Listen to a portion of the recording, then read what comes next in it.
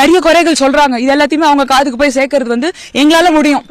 நாங்க போய் அம்மா இந்த மாதிரி சொன்னாங்க, இதை பாருங்க, இந்த ஒரு ஊருக்கும் போயிட்டு என்ன பிரச்சனை, அந்த ஊருக்கு என்ன பிரச்சனைன்னு நாங்க கேட்கறோம். கேட்டு சில ஊருக்கு போனா டவர் வேணும்னு கேட்கறாங்க, சில ஊர்ல கரண்ட், சில ஊர்ல வந்து எங்களுக்கு மண்டபம் கட்டி கொடுங்க, இந்த கூட்டு குடிநீர், இந்த இடத்துல டேங்க் வேணும்னு கேட்கறாங்க. அதெல்லாம் நாங்க எடுத்துட்டு போய் நாங்க சும்மா அங்கே எங்களோட செவியில அப்படியே இந்த பக்கம் வாங்கிட்டு அப்படியே போல நாங்க கேட்டுட்டு எடுத்துட்டு போய் நாங்க சொல்றோம். அம்மா இந்த மாதிரி சொல்லியிருக்காங்க, நீங்க அதை பாக்கணும், நம்ம கண்டிப்பா பாக்கணும்னு சொல்லி கட்சி நிர்வாகி எல்லாருக்கிட்டுமே சொல்றோம். நாங்க வரதுனால அவங்களும் வந்து இவங்க ஒரு நம்பிக்கை தானேங்க நாங்க வரது கொடுக்குறோம். உண்மையாவே நாங்க சும்மா போய் கேட்டுட்டு இப்ப நாங்க எலெக்ஷனுக்கு அப்புறம் நீங்க எங்களை பார்க்க முடியல, நாங்க இங்கதான் இருப்போம், இதே எங்களுக்கு அவ்வளவு ஆசையா இருக்கு. நான் இந்த மாதிரி நான் எதிர்பார்க்கவே இல்லை.